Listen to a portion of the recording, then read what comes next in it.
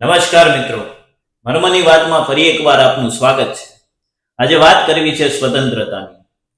આઝાદીના આટલા વર્ષો બાદ પણ એક પ્રશ્ન હજુ સતાવે છે કે ખરેખર આપણે આઝાદ છીએ?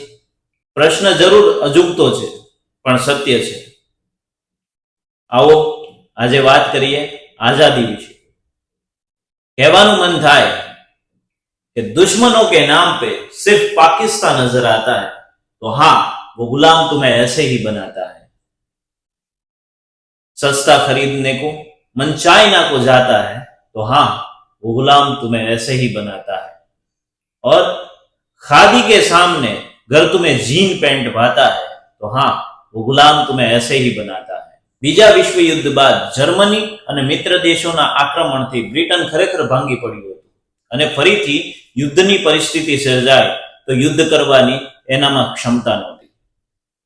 અને જો ભારતમાંથી અંગ્રેજો પોતાના દેશમાં પરત ન જાય તો અસહકારની ચળવળ, સુભાષચંદ્ર બોઝના આર્મીનું આક્રમણ અને ભગતસિંહની ફાંસીથી પ્રેરિત કેટલાક લોકો જે ક્રાંતિકારીઓ બની ગયા હતા એ અંગ્રેજોના નાકમાં દમ લાવી દીધી। એટલે અખંડ ભારતમાંથી કેટલાક ભ્રષ્ટ લોકોને પ્રલોભનો આપીને ભારત અને પાકિસ્તાન આ બે દેશ રચવા માટેની કૂટનીતિ ઘડવામાં આવી।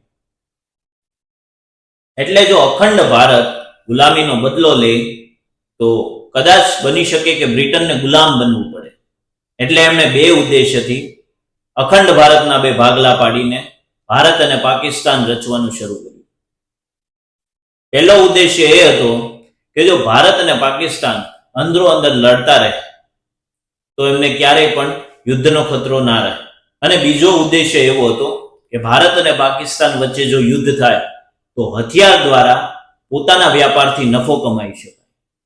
આજે પણ ભારતને એ પ્રશ્ન છે કે જે પાકિસ્તાન પોતાની અનાજની જરૂરિયાત પૂરું નથી કરી શકતું એ આધુનિક વિમાનો ક્યાંથી લાવે છે?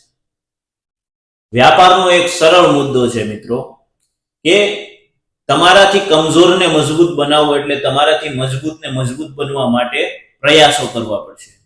ભારતને આજે મજબૂત બનવા માટે રાફેલ જેવા વિમાનો ખરીદવા પડે છે। એટલે આજે પણ એ પ્રશ્ન યથાવત છે કે ખરેખર આપણો શત્રુ કોણ છે? વિચાર કરજો। આભાર।